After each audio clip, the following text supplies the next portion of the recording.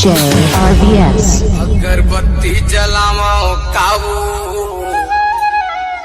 अरे आखे तुरे घर DJ Tusa अगरबत्ती जलाओ काबू अरे आखे तुरे घर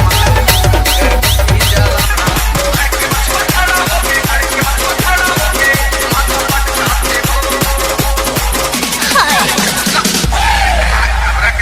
सरोज कैसन बैठ से तोर बचवा हगा। अरे का बताऊं वो ऐसा आहदा है कि जानते हो तुम भी साड़ हो के किसन आंगन ले आते हुए ये धीरे धीरे कमा लेगा। आहा ना के रानी लाल संता से आहा ना के रानी लाल संता से आहा ना के रानी लाल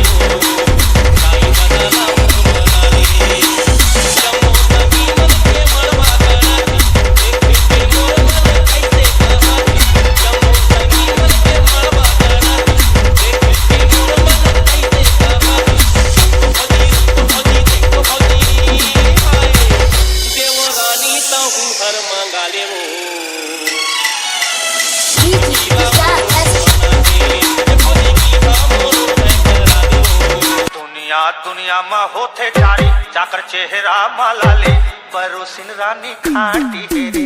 परोसिन टूरी खाटी रे होठ मोटे ताया दिखे बम जलेबी झमझम अच्छा परोसिन टूरी खाटी रे परोसिन टूरी खाटी रे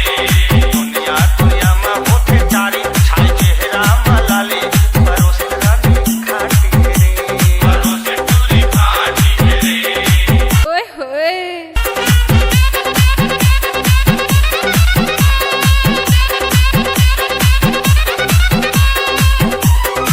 जय हो प्यार है मंडली ले महाराज मोर गिरहा दसाला टार दे चिंता करे के बात नहीं मंडली तोर गिरहा दसाला टोरा था इस दिन मनोनी बाबू तोरा तर जाए जय हो मंडली जय हो लेवा ठीक है महाराज।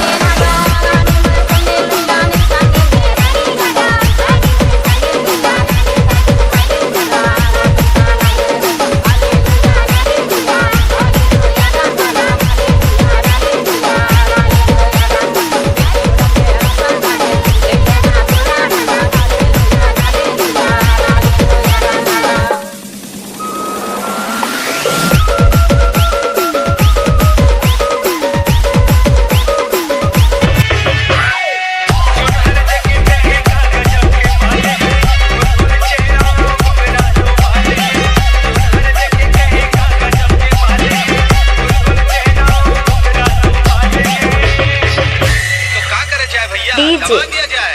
मिक्कू।